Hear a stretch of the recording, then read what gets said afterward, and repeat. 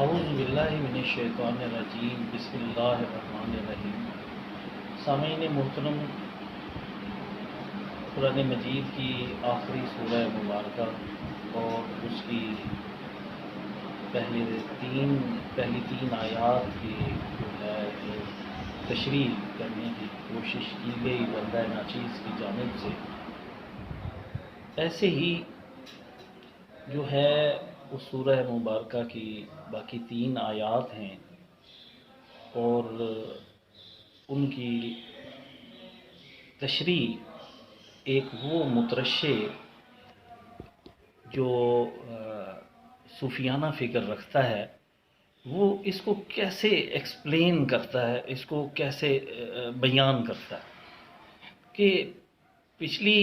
Videos کے اندر میں نے آپ کو یہ جو ہے وہ جو کچھ میں سمجھاؤں کہ اس میں جو تیسری آیت ہے سورۃ الناس کی، اس کے اندر قل اعوذ برب الناس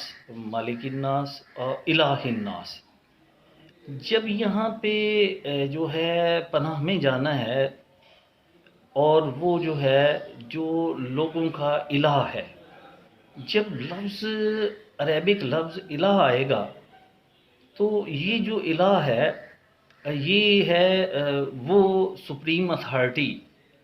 وہ جو ہے قانون دان اور قانون کا وہ نظام جو بالکل جو ہے وہ ٹوٹ نہ سکتا ہو، اس کا سٹرکچر ختم نہ ہو سکتا ہو، وہ جو ہے گارنٹر جو ہے اس چیز کا ہوتا ہے، جس کا نام نامی اسم نامی اللہ ہے۔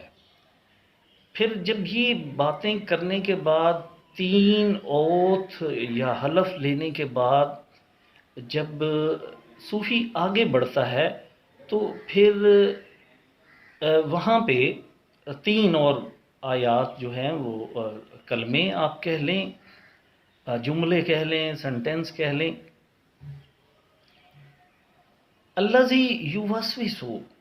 فی صدور الناس من الجنۃ والناس، الذی جو وسوسہ ڈالتا ہے۔ سامعین محترم، یہ وسوسہ کیا ہے؟ یہ وہ ہے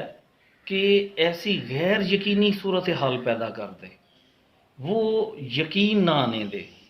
دل میں اعتماد نہ آنے دے، غیر اعتمادی کی فضا پیدا کر دے لوگوں کے دلوں کے اندر، قلب و ذہن کے اندر، کہ جو ہے یہ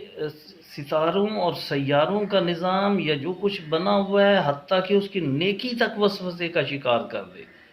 نیکی کے عمل کو وسوسے کا شکار کر دے، کار خیر کو وسوسے کا شکار کر دے۔ تو یہاں